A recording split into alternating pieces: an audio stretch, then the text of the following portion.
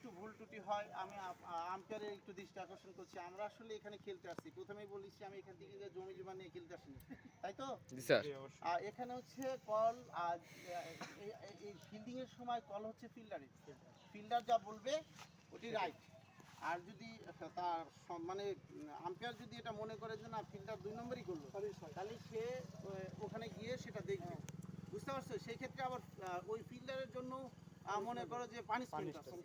কথাটা খেয়াল রাখবে, এটা করলাম যে তোমাদের জানার প্রয়োজন, এটা করলাম জানার প্রয়োজন। সে যদি মনে করে যে তোমার 3টা ম্যাচ তুমি আমার এটা 2 নম্বরই করছো, পরের ম্যাচগুলো তুমি খেলতে পারবে না, তোমার কিচ্ছু করার নেই। অবশ্যই কথা কি বুঝতে পারছো?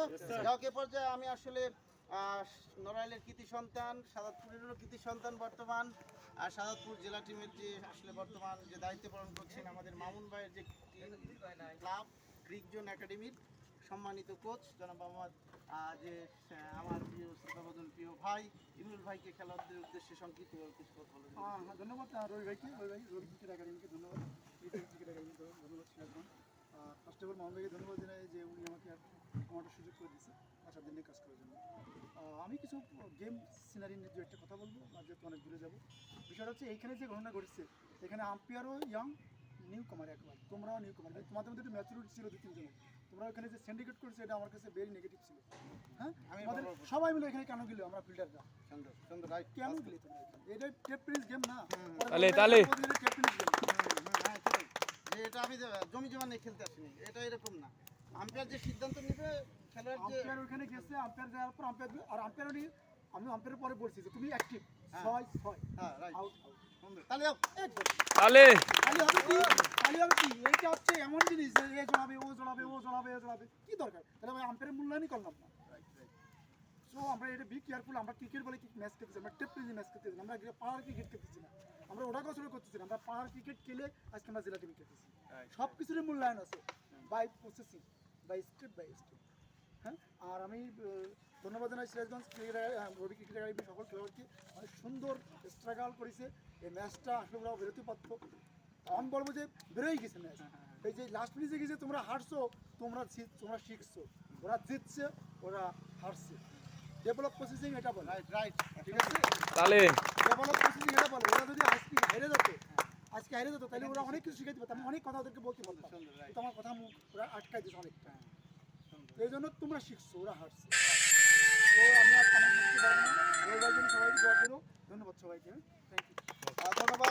যাও কে পর্যায়ে আসলে তোমাদের একটু পরিচয় করে দেয়। আমার ছাত্র সীমান্ত ও বাংলাদেশ ক্রিকেট মানে বাংলাদেশ ক্রীড়া শিক্ষা প্রতিষ্ঠান বিকেএসপিতে পার্মানেন্টলি আছে, ওর জন্য সবাই দোয়া করো, ঠিক আছে? অনেক ছাত্ররাই অনেক জায়গায় আছে, আমি এরকমভাবে ফলো করি না, আমি সেখানে জানি যে সূর্য এবং চাঁদ যদি ওঠে এই পৃথিবীর সবাই আলো পায়, তাই তো?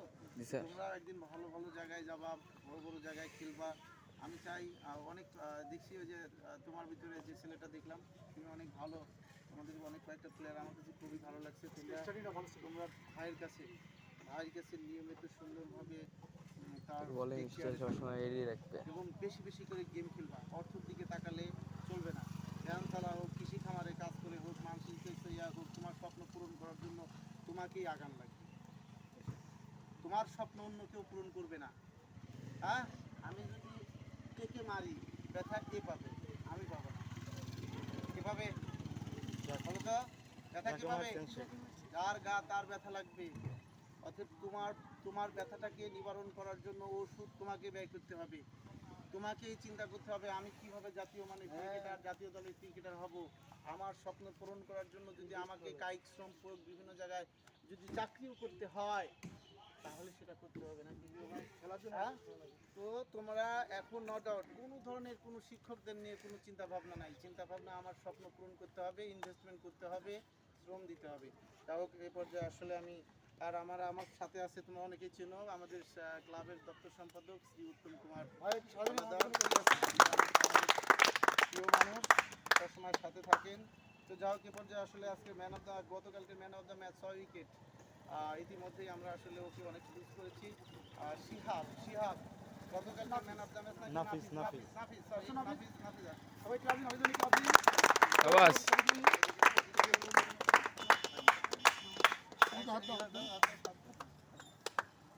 হাসি বড়ি